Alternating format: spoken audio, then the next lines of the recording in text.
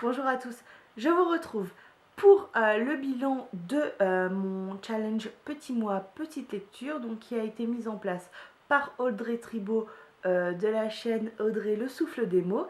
Voilà, alors concernant mes lectures, ça n'a pas été, comment dire, fameux, hein. Donc je n'ai lu que 6 livres, ce qui n'est pas énorme. J'ai pas pris vraiment le temps de m'organiser, de faire vraiment sérieusement. J'étais partie sur un challenge Amélie Nothomb et finalement je n'ai pas fait que ça. Donc voilà, je vais vous dire sans plus attendre les livres que j'ai lus. Alors, le premier livre, si je regarde là, c'est qu'en fait je fais mon livre, hein, qui est un petit livre qui résume en fait mes lectures avec les citations que j'adore.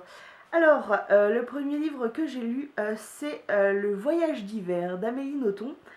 Alors, on a un personnage qui s'appelle Zoïl.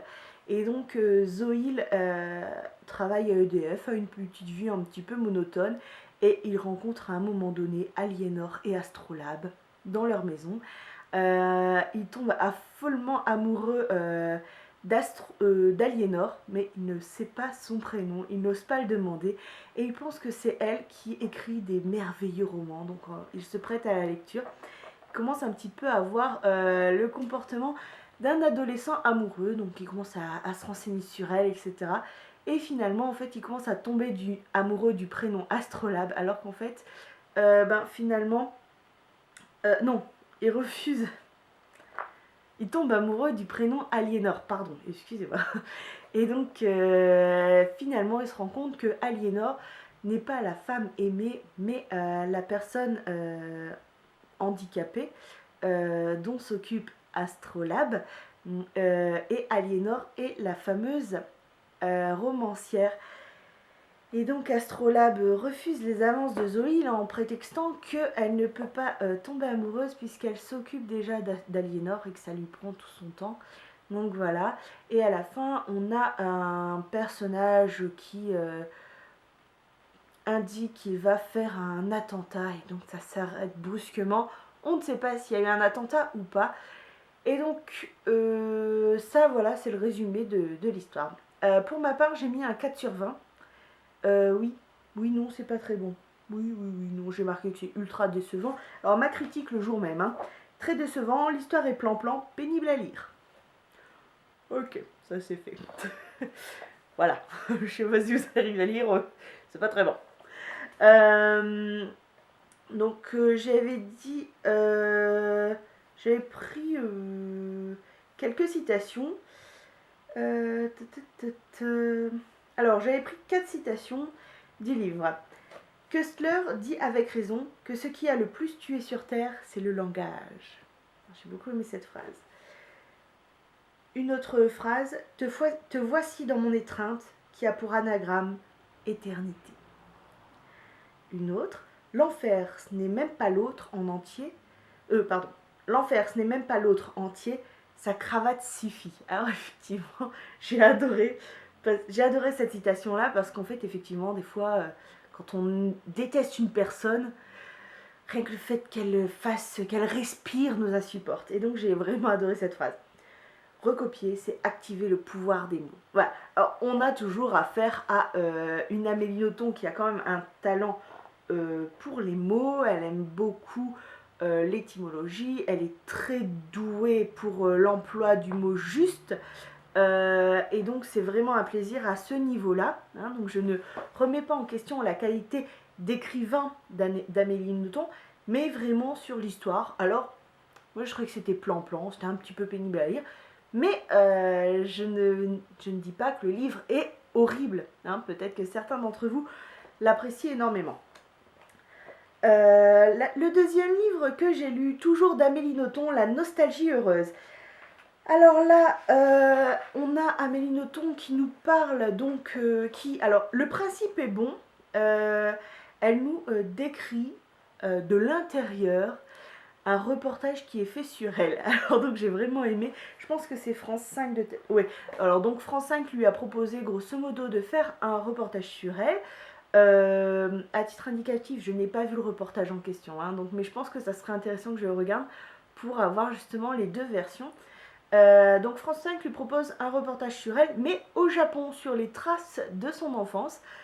J'allais dire Amélie Poulain, Amélie Nothomb refuse au début, et puis finalement se laisse emporter par l'idée et accepte. Et donc on la trouve sur un cheminement où elle revient, on a plutôt ses idées, ses pensées.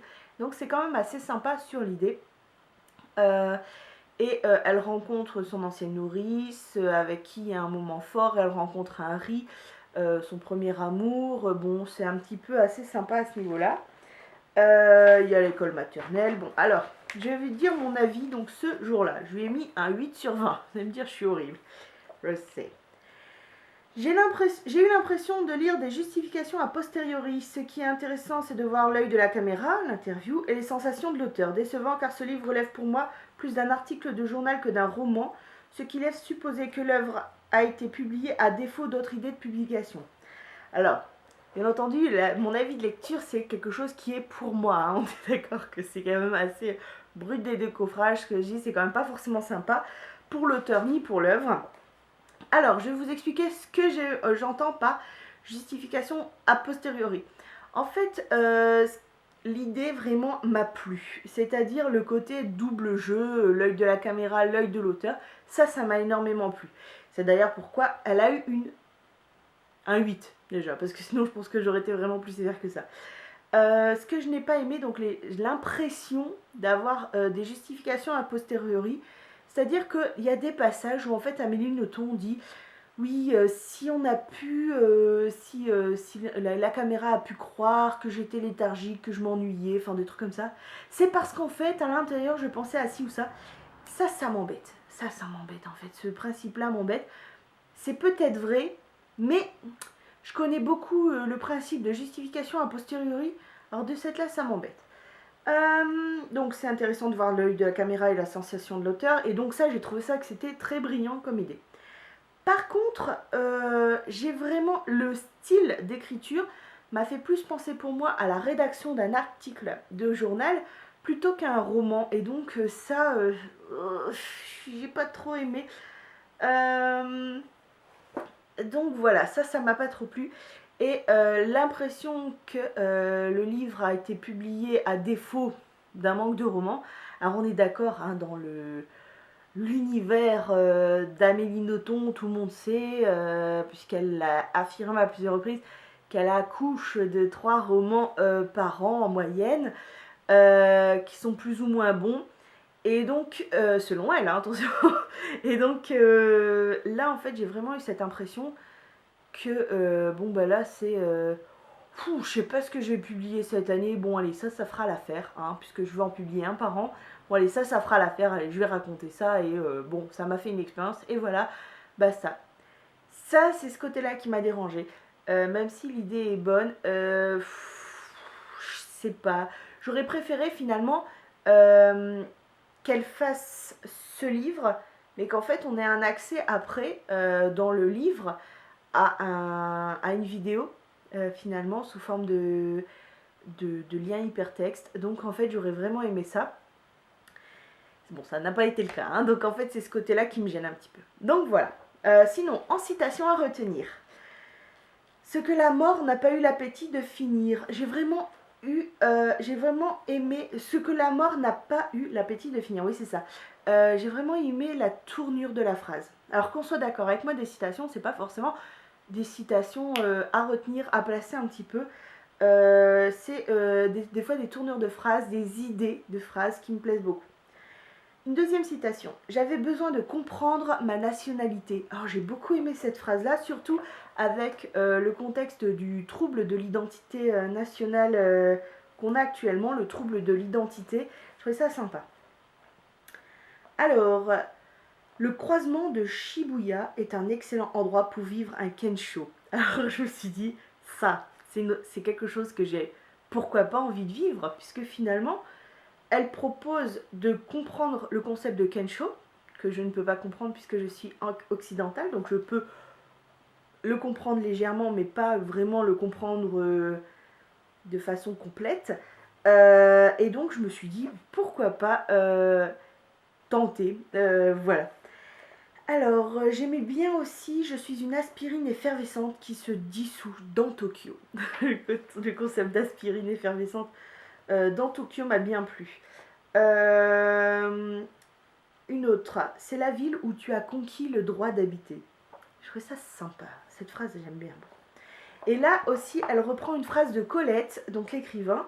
Paris est la seule ville au monde où il n'est pas... Oui, je reprends. Paris est la seule ville au monde où il n'est pas nécessaire d'être heureux. Donc ça m'a beaucoup plu. Voilà. On en finit avec la nostalgie heureuse. J'arrive au Fait du Prince, lu en 3e position, donc toujours d'Amélie Nothomb. Alors, donc là, qu'est-ce que j'ai mis? Je crois que j'étais plus cool. Ouais, j'ai mis 12. Hein, vous voyez, ça augmente. J'étais de bonne humeur. Alors, donc là, je vais juste regarder les prénoms. Ouais, c'est ça.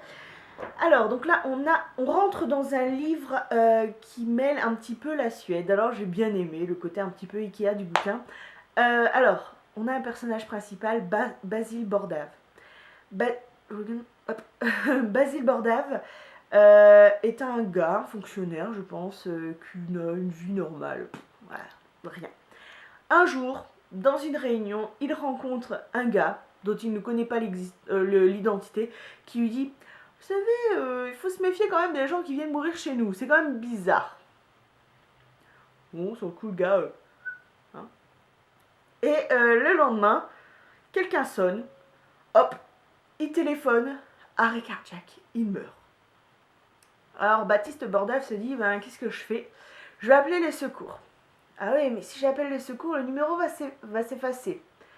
Bon, qu'est-ce que je peux faire? Bon, et puis c'est vrai que cette discussion la veille, c'est plutôt bizarre. Puis Baptiste, pas Basile, hein, si je dis Basile c'est faux. Baptiste Bordave se dit, bon bah voilà, je vais essayer de me renseigner un petit peu sur le gars. Il trouve son identité, belle bagnole, gars plutôt riche, machin tout, il se dit, bon, après tout, s'il y a un corps chez moi, on ne sait pas qui ça sera, on va dire que c'est Baptiste Bordave. Et donc je vais emprunter l'identité de Olaf Sildur. Et donc il décide de prendre l'identité d'Olaf Sildur, il arrive chez lui, hop, la femme d'Olaf Sildur débarque, alors je sais plus comment il l'a fait appeler, Sigrid je crois, attendez, Sigrid, enfin Baptiste Bordave l'a fait prénommer Sigrid. Et donc, bien entendu, elle n'est pas dupe, hein, c'est très bien, mais elle sait pas que son mari est mort, et donc elle s'inquiète un petit peu, pourquoi il vient pas, etc. Bon, c'était bizarre. Et au fur et à mesure, donc en fait, il prend l'identité, mais sans en informer donc la femme, puis d'un seul coup, il se dit, je vais quand même me renseigner sur qui a pu tuer, etc., qui a été appelé, donc il a un système pour reconnaître la mélodie de l'appel, etc., enfin bon, voilà. Et finalement, il se fait forcément remarquer par celui qui l'a tué, et il doit partir en Suède. Et donc, il y a un long périple pour la Suède où il change, il garde l'identité d'Olaf Sildur. Il apprend que son entreprise a déclaré que Baptiste Bordave était mort. Et donc, il devient marchand d'art contemporain. Voilà, un petit peu, ça se termine un peu comme ça. Alors, mon avis, vous allez voir, c'est très court. Une phrase. 12 sur 20. Belle idée du vol d'identité, mais pas assez approfondie. Effectivement, moi j'aurais aimé quelque chose qui aille... alors le début m'a vraiment captivé, hein, ce côté, tiens, on parle d'un truc, ouais, ça me semble louche, de cette là on se dit, si on a eu ça la veille, c'est peut-être pas le hasard, et donc on se méfie un petit peu. Et donc ça m'a beaucoup plu. Et j'aurais aimé que pas Nathalie, Amélie Nothomb, rentre un peu plus dans ce vol d'identité et voit un petit peu, soit rentre un peu plus dans le personnage, ou je sais pas, mais quelque chose d'un peu plus approfondi, voir jusqu'où on peut voler une identité avant de se faire gauler en fait. Donc là, grosso modo, selon elle, on se fait vite gauler, puisque ça s'arrête à la femme, donc j'aurais préféré quelqu'un de célibataire à la rigueur, Donc bon, voilà. Alors, j'ai retenu 4 citations. Je voulais vivre à grandes enjambées, m'exalter d'exister. Je trouve ça joli, m'exalter d'exister. Alors, la deuxième. Rien de tel que d'adopter l'identité d'un inconnu pour connaître l'ivresse du large. Je trouvais ça joli, effectivement.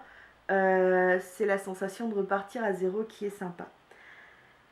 Alors, comment avais-je pu perdre tant d'années de ma vie à une occupation dont je gardais si peu de souvenirs? Alors celle-là, ça me plaisait beaucoup, c'est par rapport au travail. Donc cette phrase est la réflexion de Baptiste Bordave sur le fait qu'il a travaillé pendant des années à un poste et finalement il n'a pas vraiment de souvenir de ça et donc c'est un petit peu mécanique et il se dit mais comment j'ai pu perdre autant de temps à faire quelque chose qui m'a pris autant d'années et finalement dont il me reste pas de souvenir. Et effectivement, je pense qu'autour de nous, quand on fait le bilan de ses souvenirs professionnels, on n'en a pas tant que ça. Et donc on se dit, mais tiens, sur 30 ans de carrière, j'ai que ça comme souvenir et ça donne pas trop envie de continuer. Donc voilà. Et la dernière situation, c'est l'un des rôles de l'art, rendre justice à ceux qui en ont été privés. Je trouve ça super joli. Voilà. Alors, quatrième livre lu. Toujours d'Amélie Nothomb, Barbe Bleue. Donc là, on a bien entendu une reprise du conte Barbe Bleue. Alors pour ceux qui ne connaissent pas le conte Barbe Bleue, grosso modo, c'est une personne qui tue ses femmes quand elles rentrent dans une pièce secrète. Voilà. Donc là, on a le même principe. Donc le personnage, c'est Don Elemirio Nibal Imilcar. Alors déjà, comme je ne parle pas espagnol, je suis très contente d'avoir un nom improbable à me prononcer. Donc grosso modo, il propose l'allocation d'une chambre, alors je sais plus, sur un journal ou je sais plus, la chambre, mais vraiment, ça flaire l'arnaque, hein. C'est-à-dire le truc somptueux dans Paris. Ouais, pour pas cher. Je pense que des Parisiens vont me regarder en disant oui, 40 mètres carrés, 500 € avec juste une chambre avec accès cuisine et compagnie. Ouais, ça sent bizarre. Et donc, la seule condition, c'est d'être une femme. Saturnine est une jeune professeure de l'école du Louvre, il me semble, l'école du Louvre. Je sais plus, mais ça doit être ça.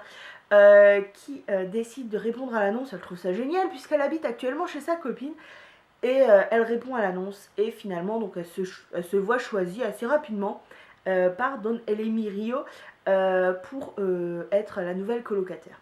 Et dans la salle d'attente, elle discute avec une autre dame qui lui dit mais vous savez pas les racontards qui se disent à son sujet, mais les femmes avant vous ont disparu, blablabla. Saturnine, qui est un petit peu comme moi finalement, elle s'en fiche royalement des ragots, s'est dit non, je n'étais pas au courant, mais en même temps elle s'en fout, hein, c'est-à-dire que bon, elle écoute, mais ça rentre là, ça sort là, quoi. Et donc elle est choisie, elle est super heureuse et Don Elemirio, à l'instar de Barbe Bleue, lui dit là tu peux aller partout dans la demeure, vraiment c'est un grand truc, tu peux aller dans mon bureau, tu fais ce que tu veux, voilà. Mais par contre cette pièce là, t'y touches pas, hein. Donc elle est fermée à clé, c'est la chambre noire, tu n'y touches pas, je suis photographe, je ne veux pas qu'on voit mon travail. Bon, on s'en fout, elle dit bah d'accord, il n'y a pas de souci. Et finalement, elle se refuse de tomber amoureuse de Don Elemirio. Et petit à petit, le charme va opérer. Est-ce que c'est champagne? Est-ce que c'est l'amour naissant? On ne sait pas. Et donc Amélie Nothomb met en scène un petit peu cet amour naissant. J'ai trouvé ça pas mal. Et il y a un moment donné, il en vient à expliquer ce qui arrivait aux autres femmes. Non pas par curiosité malsaine de la part de Saturnine, mais juste parce que bon, voilà, elle se demande ce qu'il y a, pourquoi en tant que photographe il veut cacher ses œuvres. Et finalement, il vient lui révéler le principe du processus, c'est-à-dire que quand on rentre dans cette pièce-là, un processus se met en place et hop, ça bloque la porte et on ne peut plus en sortir. Mais en plus, la température chute de façon drastique, ce qui fait que on meurt d'hypothermie, bien entendu. Donc, Saturnine n'a vraiment pas l'intention d'aller dans cette chambre-là, non pas par peur, mais parce qu'elle s'en fiche. Hein, se dit, fais ta vie comme tu veux. Et donc, Don Elemirio tombe bien évidemment amoureux de la jeune Saturnine et lui explique que sa couleur, c'est l'or. Et donc, finalement, on voit un côté sur les couleurs. Et donc ça, je ne vais pas le dévoiler parce que je vous invite vraiment à le découvrir. J'ai trouvé que c'était très bien formulé de la part d'Amélie Nothomb. Et donc ce côté d'associer des femmes à des couleurs, à des textures, etc. Je trouvais ça génial. Donc elle le détaille assez bien, c'est quand même une grosse partie du roman. Et voilà, donc on découvre à la fin que finalement Saturnine enferme inconsciemment, enfin non pas consciemment, non, elle l'a voulu, mais je veux dire elle est rentrée avec lui dans la chambre et elle est ressortie et a laissé, on suppose, mourir Don Elemirio, puisque en fait elle est partie de la maison, donc qu'est-ce qui s'est passé? On n'en sait rien. Est-ce qu'il est revenu à lui? On ne sait pas. Est-ce qu'il a été libéré? On ne sait pas. Mais en tout cas, elle est partie de cet univers. Et effectivement, donc, on a le Don Elemirio qui n'a pas eu la vie de Saturnine, même si finalement, avec le principe des photographies, donc que je vous invite vraiment à découvrir, puisque le principe des couleurs et des photographies est vraiment très intéressant et très très bien tourné dans le livre. Et donc, finalement, il n'a pas eu Saturnine. Alors, là, j'ai mis 15 sur 20. Oui, alors là, oulala, je devais être de bon poil. Très belle idée d'adaptation du conte. Le seul bémol est que la symbolique des couleurs n'est pas assez détaillée à mon goût. Alors, j'aurais aimé, effectivement, alors comme je vous dis, je vous invite à découvrir, hein, parce que si j'ai mis 15 sur 20, c'est que c'était une très bonne adaptation, selon moi. Je vous invite vraiment à découvrir le principe des couleurs, de la symbolique des couleurs, comment c'est amené dans le roman.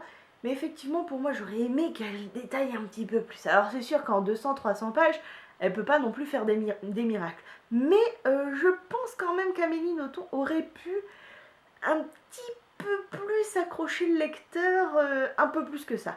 Voilà, donc c'est un petit peu le seul bémol. Alors là, j'ai pris 2 citations. Première, goûtez-moi ce plat de mon invention, l'anguille sous roche. Je trouve ça génial. La deuxième, lire le greffe du tribunal de l'Inquisition doit avoir ses limites, dit-elle. Que liriez-vous ensuite? Alors j'ai vraiment adoré. Pourquoi? Vous allez me dire, bon, la citation est nulle, et vous auriez raison. Parce que, en fait, pour moi, ça m'a fait rire parce que c'est le genre de livre qui peut m'intéresser. Je lis des codes comme les codes d'Alloz, d'accord, des codes de droit. Il m'arrive de lire les dictionnaires, les index, enfin des choses un petit peu invraisemblables. Et donc, ça m'a fait rire parce que finalement, je me suis dit, ah, tiens, elle a pensé à moi. Donc, voilà. Je vais vous inviter tout de suite au 5e livre, donc qui n'est plus d'Amélie Nothomb, hein, on va la laisser un peu tranquille, qui est de Pouillet et Jouffa, le journal intime d'un chat acariâtre. Alors, c'est un journal intime, hein. Merci Stéphanie, c'est brillant. Donc c'est vraiment des petites courtes phrases pour décrire le quotidien d'un chat. Donc on est dans la peau du chat avec tous les préjugés qu'on peut avoir, c'est-à-dire un chat indolent, un chat qui aime dominer le monde, dominer la maison, un chat qui n'aime pas les chiens, un chat qui n'aime pas l'eau, un chat qui n'aime pas être dérangé, un chat qui aime dormir. Et donc c'était assez drôle. Alors pour le coup, j'ai marqué... Donc oui, on a affaire à la famille Crétin, hein, puisque c'est ainsi appelé par le chat. Et donc on a affaire à son quotidien pendant les 4 premiers jours de son adoption, donc c'est-à-dire de sa captivité. Alors, j'ai mis 16 sur 20. Pourquoi? Parce que c'est une superbe idée. mais c'est assez redondant. La fin s'essouffle vite. Hein, à l'intérieur, on va dire que les 20 premières pages sont vraiment géniales. Et j'ai mis 16 sur 20 par rapport à ça, puisque j'ai des chats et je me suis reconnue là-dedans et j'ai adoré. Par contre, effectivement, c'est assez lourd. Hein, finalement, 400 pages, c'était beaucoup. Je pense qu'en même temps, moins de 400 jours, ça ne valait pas le coup d'être imprimé sous format livre. Donc je pense que c'est pour ça qu'il y a eu cet ouvrage-là. Je pense que j'ai mis, voilà, j'ai mis trois citations. Alors il y en a une, c'est pratiquement... 4 citations, pardon. J'ai mis... il y en a une, c'est pratiquement tout une petite journée. Tant à faire et si peu de motivation. C'est l'histoire de ma vie. Je suis fait pour bâtir des cathédrales, changer la face du monde, révolutionner votre façon de penser, marquer le monde de mon empreinte. Mais voilà, dès que je passe devant mon coussin préféré, je ne peux pas m'empêcher de me dire que le monde peut bien attendre, le temps que je fasse une petite sieste. Donc, vous voyez, c'est des petites paroles comme ça qui sont assez sympas. La deuxième citation, un esprit sain dans un coussin. Je trouve ça délire. La troisième, il paraît évident que nous, les chats, sommes de droite. Nous détestons tout changement. En cela, il n'y a pas plus conservateur que nous.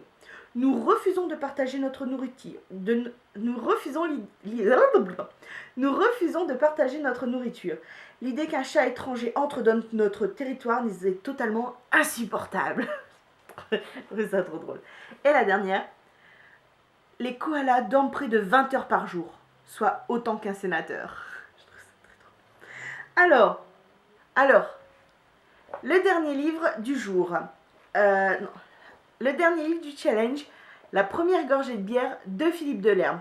Alors, cet ouvrage nous parle en fait, Philippe Delerme prend des objets du quotidien, des petits détails, et en fait des petits essais pour expliquer un petit peu ce qui lui plaît dans l'objet, dans l'événement, etc. Donc on va voir par exemple la première gorgée de bière, puisque c'est le titre de l'ouvrage, donc je reprends l'exemple. On va voir l'opinel, la cabine téléphonique, la mercerie, un bouton, etc. Et donc, il dit, bah voilà, l'opinel. Et en fait, après, il nous dit, et c'est pas n'importe quel opinel, hein, c'est pas n'importe quel couteau, c'est l'opinel numéro 6. Celui qui fait penser à un grand-père, celui qui permet de couper des pommes, d'être planté dans une table, celui qui fait penser à des pique-niques, etc. Et donc, ce que j'ai bien aimé dans ce livre, c'est principalement l'idée que l'on a tous nos petits plaisirs, les petits plaisirs que l'on a au quotidien, qui font que notre journée est bonne ou mauvaise. Par exemple, si je vais à tel endroit, ça me fait un petit plaisir. Si je rencontre telle ou telle personne, c'est un plaisir. Voilà, si j'utilise tel parfum, c'est entre guillemets ma première gorgée de bière. Vous voyez ce que je veux dire? Donc j'ai bien aimé ce principe-là. Alors, je lui ai attribué 14 sur 20. Pourquoi? Mon avis, qui est quand même assez pas gentil. Ce n'est pas de la grande littérature, mais ça permet de rendre justice aux petits plaisirs anodins et innocents que l'on connaît tous. Alors je suis d'accord que si je dis c'est pas de la grande littérature, je vais me faire déglinguer dans les commentaires. Je le comprendrai parfaitement puisque certains aiment énormément Philippe Delerme. Alors, dans le sens où c'est pas de la grande littérature, je vais m'entendre tout de suite, c'est que pour moi, ça fait plus partie d'un livre de développement personnel, entre guillemets, plutôt que d'un roman. Alors on est d'accord que c'est un roman, hein, ça a été présenté comme ça par Philippe Delerme et non pas comme un livre de développement personnel, mais pour moi c'était pas non plus de la grande littérature, c'était plus n'oubliez pas de jouir de tous les instants de votre vie, carpe diem, etc., etc. Donc j'ai quand même retenu 1, 2, 3, 4, 5 citations. La première, le temps balance en ostensoir au bout d'une ficelle brune. J'ai beaucoup aimé cette idée de l'ostensoir d'église, hein, qu'on est d'accord, un ostensoir c'est quelque chose qui répand la fumée de l'encens, donc dans une église. le temps balance en ostensoir au bout d'une ficelle brune. On a limite l'impression de sentir le temps passer. J'ai adoré cette phrase. La deuxième, chaque pas est une fête. La troisième, trop tard, l'avenir sera ce que vous en ferez. J'ai beaucoup aimé cette phrase. Alors dans le contexte c'était je ne peux pas changer de métier, je ne peux pas faire autre chose, il est trop tard, je suis trop âgée. Et il nous dit trop tard, non, le temps, l'avenir sera ce que vous en ferez. Donc c'est pas, il n'est jamais trop tard. Si vous décidez qu'aujourd'hui c'est le moment, il n'y a que vous qui pouvez dire si c'est trop tard ou si c'est le moment. Alors, aussi, cette montagne de bonheur simple. Alors, j'ai gardé la phrase parce qu'en fait, finalement, le roman pouvait se résumer à ça. C'est la première gorgée de bière de Philippe Delerme et cette montagne de bonheur simple. Je trouvais que ça résumait bien l'ouvrage. Et refléter, la dernière citation, refléter la saison dans la douceur de la laine. Là, bien entendu, on parle de l'automne et je trouvais ça pas mal. Donc actuellement, je suis en train de lire en lecture commune avec Laura Oliver Twist de Charles Dickens. Alors j'adore. Là, j'adore. Je ne connaissais ni l'histoire ni même l'auteur puisque je ne l'avais jamais lu.